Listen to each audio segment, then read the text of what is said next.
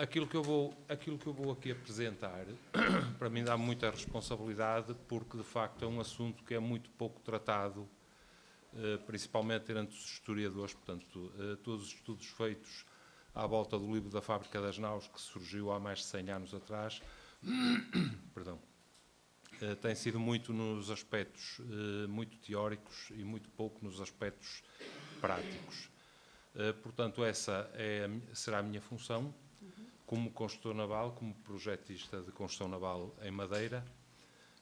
Estive envolvido na construção das várias réplicas das caravelas que conhecemos. Portanto, tive que estudar também o Padre Fernando Oliveira nas suas várias vertentes.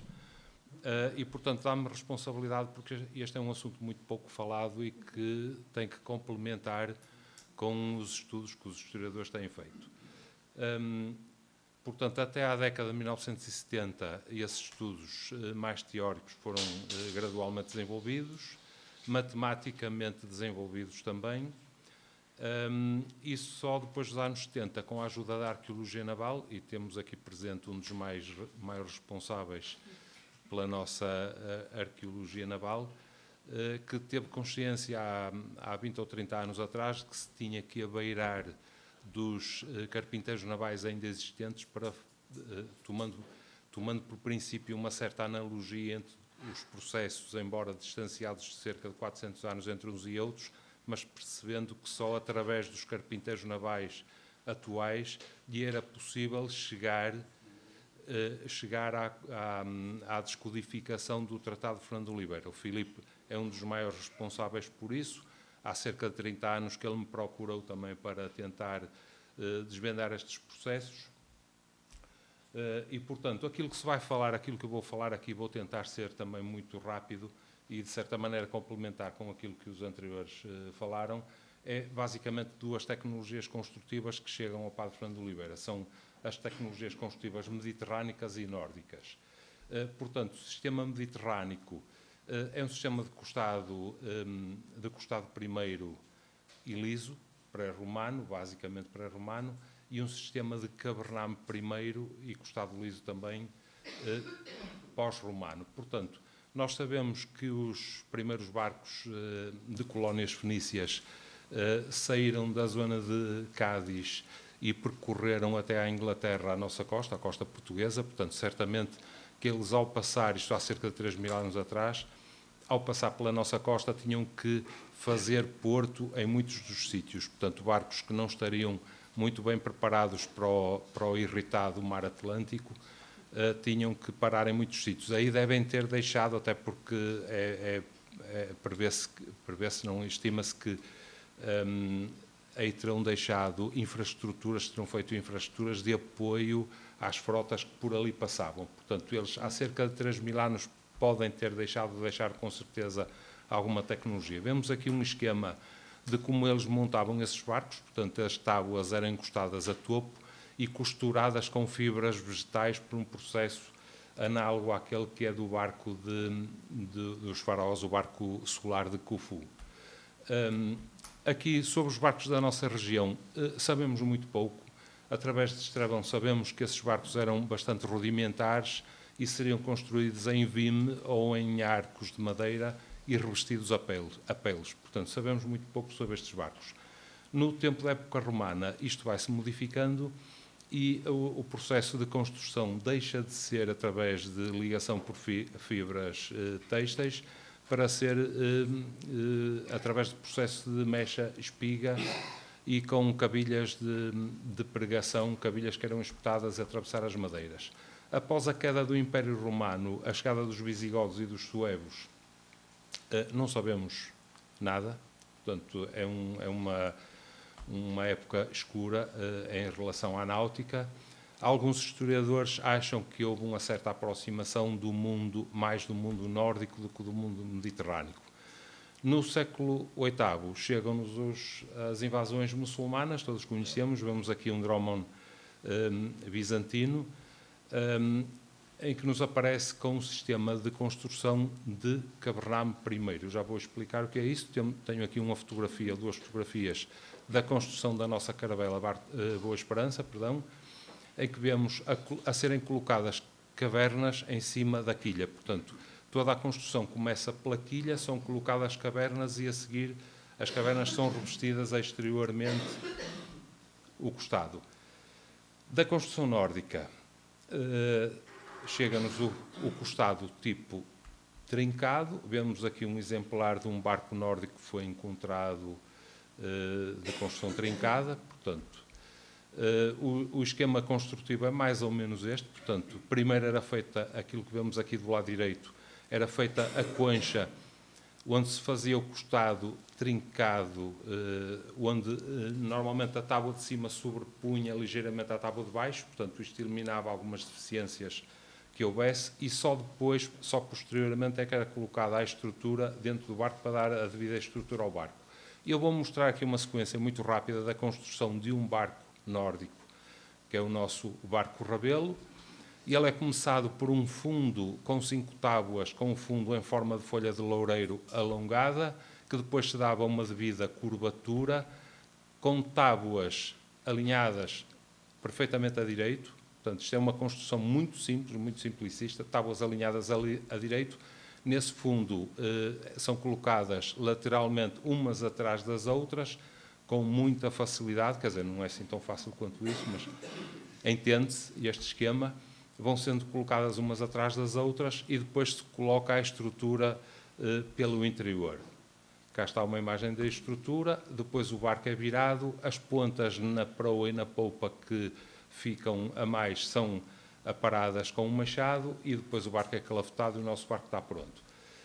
Portanto, este processo do barco Rabelo é um processo que tem algumas vantagens em termos estruturais. O barco é muito robusto, mas em termos de linhas de barco, o barco tem umas linhas muito limitativas. Portanto, não é possível melhorar a hidrodinâmica do barco nem a estabilidade. Portanto, ele só tem sempre esta forma de concha e a única coisa que conseguimos mudar é as proporções. Portanto, as proporções não, o tamanho. Portanto, com as mesmas proporções conseguimos aumentar o tamanho do barco ou diminuir, não alterar a forma. Portanto, é nisto que depois os mediterrâneos vão-nos ser muito úteis na nossa construção naval. Portanto, vemos aqui a colocação do Condado Portucalense, de Portugal, no início. Portanto, nós tivemos sempre uma perfeita ligação com o mundo nórdico, com o mundo mediterrâneo, sabemos disso. Temos aqui algumas afirmações de alguns historiadores, dizendo aqui o Jaime Cortesão que antes da fundação da nacionalidade todos os estuários portugueses eram frequentados por barcos árabes e normandos. Navios portugueses em Bruges em 1184. No século XIII, os portos portugueses eram frequentados por muitos navios biscainhos e baioneses, incluindo cogas. Isto é um historiador espanhol, António Viloslada. E temos aqui uma imagem de uma coga à direita, que foi encontrada a coga de Bremen, portanto, madeira trincada. À esquerda, um modelo dessa coga. Século XIV e século XV, dá-se a melhor conjugação destas duas tecnologias, a mediterrânica com a nórdica. Isto é uma afirmação do Filipe. Eu agora aqui quero puxar um bocadinho a brasa à minha sardinha. Portanto, isto é a Igreja Matriz de Vila de Conde. Foi construída, esta portada é de um biscainho muito conceituado, que também fez a portada dos Jerónimos, que era o João de Castilho. E na portada tem, ali à direita, uma embarcação. Isto é o brasão de Vila de Conde naquele tempo, e para mim representa aqui um barco que é um barinel.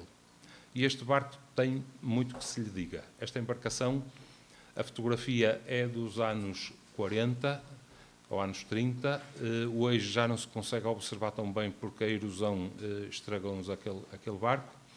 E nós temos uma vela quadrangular, uma vela de pendão suspensa por 2 amantilhos, que são aqueles 2 travessões que se vê ali em cima.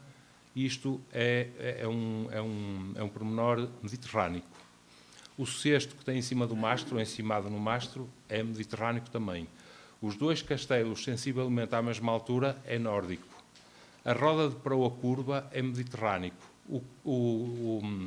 O leme axial na polpa é nórdico.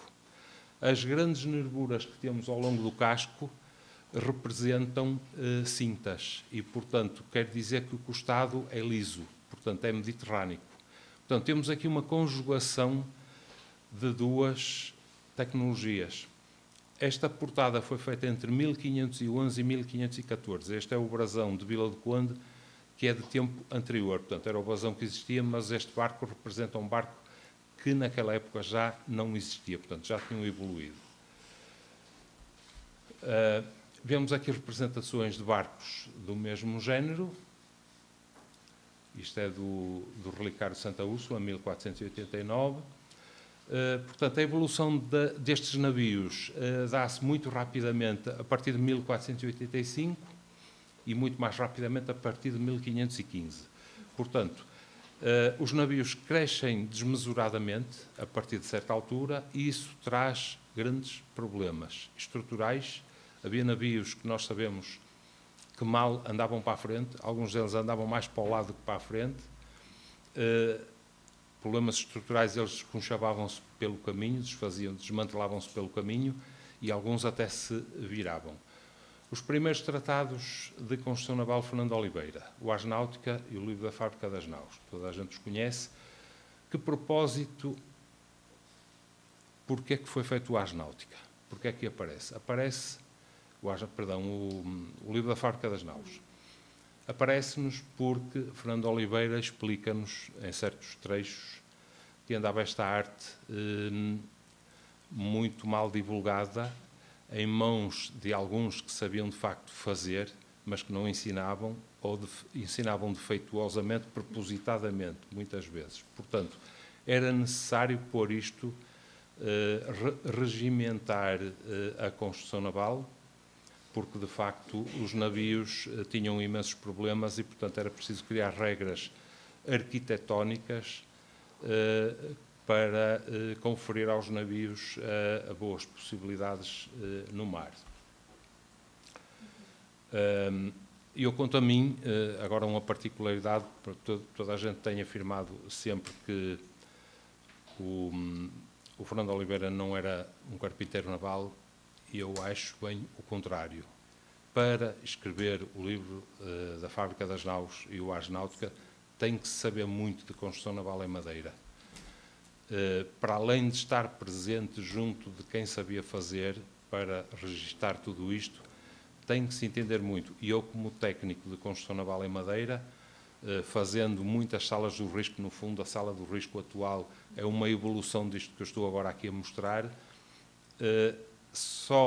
eu só comecei a perceber bem a sala do risco ao fim de 10 anos de trabalhar com ela. Portanto, para o Fernando Oliveira, portanto, o Fernando Oliveira não seria só um grande teórico, ele tinha que saber muito de construção naval para escrever aquilo que escreveu. E este é o desenho, o Filipe já falou um bocadinho dele, do primeiro plano geométrico conhecido. Isto é um grande avanço tecnológico.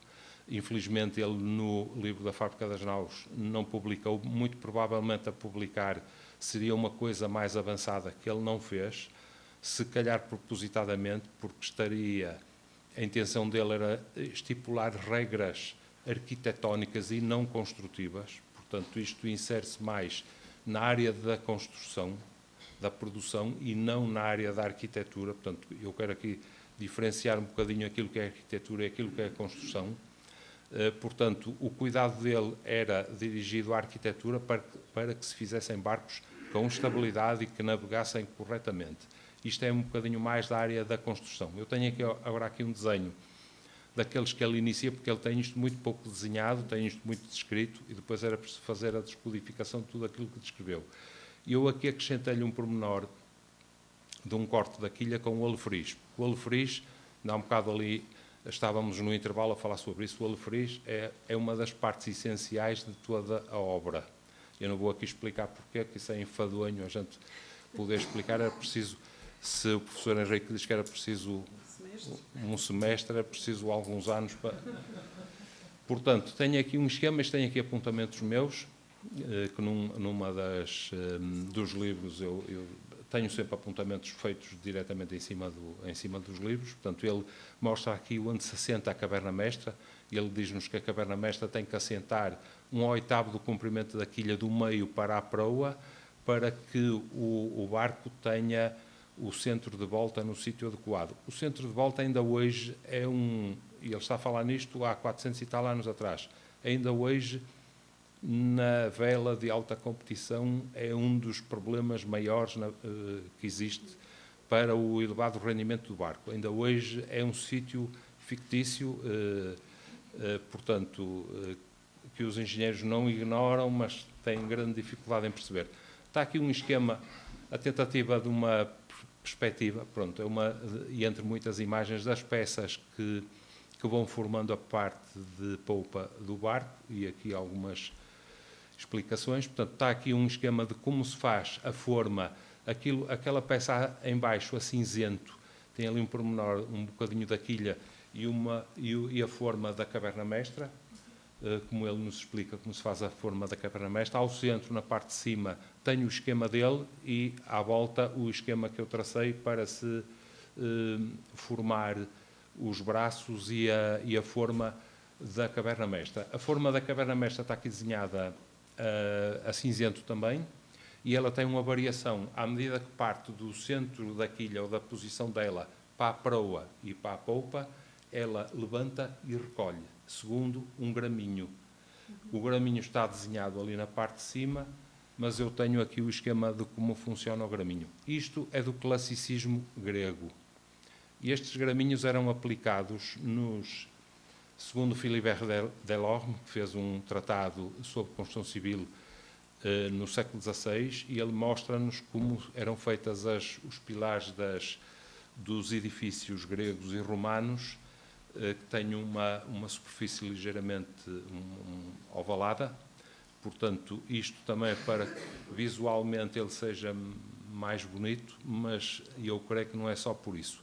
Mecanicamente é mais resistência. O engenheiro Almirante Rogério de Oliveira chegou-me a dizer que testou na Inglaterra um mastro de madeira, ou melhor, dois mastros, um que era um cone perfeito e outro que era um cone ligeiramente ovalado, da mesma madeira, e eles foram testados. E os mastros de madeira, que eram cones perfeitos, partiam todos no primeiro terço do mastro.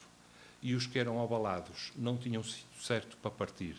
Partiam também às elevadas tensões, mas umas vezes partiam mais acima, outras vezes mais abaixo. O que quer dizer que as tensões de ruptura ao longo do mastro, fazendo este processo de graminho, fica mais distribuído. Portanto, isto tem fundamento no classicismo mediterrâneo. Aqui, eu tenho aqui uma peça de madeira e tenho como se vai galivar, como se vai fazer essa peça de madeira com a movimentação das formas. Isto é a almogama de polpa, creio eu. Temos a peça de madeira em cima e depois o movimento das formas e todo o esquema de como isto se faz.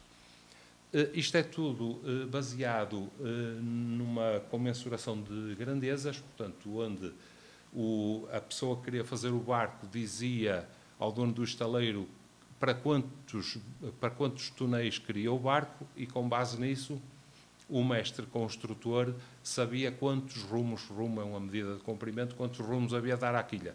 E depois a quilha era a medida mestra para se fazer todas as medidas. Portanto, estudando o tratado, a gente percebe aqui que o comprimento da quilha será 18 rumos de esquadria a esquadria, a altura do convés e o lançamento da roda do cadastro serão 1/3 do comprimento da quilha, o lançamento do cadastro será menos 1/5 do seu comprimento, 7 a 8 palmos de goa, o giro terá metade da maior largura da nau, a largura da nau 25 palmos e meio de goa é atingida a 2/3 da altura. Portanto, tudo isto tem uma premilagem em função da medida estipulada na quilha, que é em função das toneladas que pretendemos o navio. Portanto, tudo isto tem este tipo de regras. Vemos aqui o esquema, que isto era uma espécie de desenho de apontamento para eu fazer o meu trabalho, que acabou por ser o desenho mais divulgado. Portanto, onde eu coloquei todas as peças do barco, à medida que ia estudando aquilo que estava descrito no tratado, eu fui colocando no desenho, passo a passo, e tudo isto resulta, vê-se aqui um esquema de montagem das peças de polpa, também com base naquilo que é o tratado, e tudo isto resulta num plano geométrico perfeito. Portanto, eu que fiz dezenas de planos geométricos para barcos de madeira, introduzindo todos os princípios que ele me foi dizendo, fazendo passo a passo, fazendo o desenho, chego a esta conclusão. Um plano geométrico perfeito, harmonioso, não é? E depois de estudar e de perceber e de ver a volumetria, o peso das madeiras e ver a volumetria deste barco, chega-se rapidamente à conclusão que tudo isto é perfeito. Com algum lastro é possível dar estabilidade ao barco e obter aqui um barco perfeito. Portanto, a conclusão que eu chego é que, de facto, Fernando Oliveira não era só um grande teórico. E ele tinha que perceber muito de construção naval. E, pronto, por fim, e para agradecer este bocadinho, mostro aqui a nossa nau Vila do Conde, que foi feita com base neste tratado também. Portanto, esta nau passou-me pelas mãos, fui eu que fiz os moldes para executá-la, fui eu que fiz a sala do risco, não usei o mesmo processo do Fernando Oliveira, tive que o estudar, portanto, o autor do projeto foi o almirante Rogério de Oliveira, mas eu é que tive que fazer a sala do risco, porque ele também não o conseguia fazer. Basicamente é isto, muito obrigado, e depois o resto fica para questões. Muito obrigada, mestre António José Ferraz do Carmo. Agora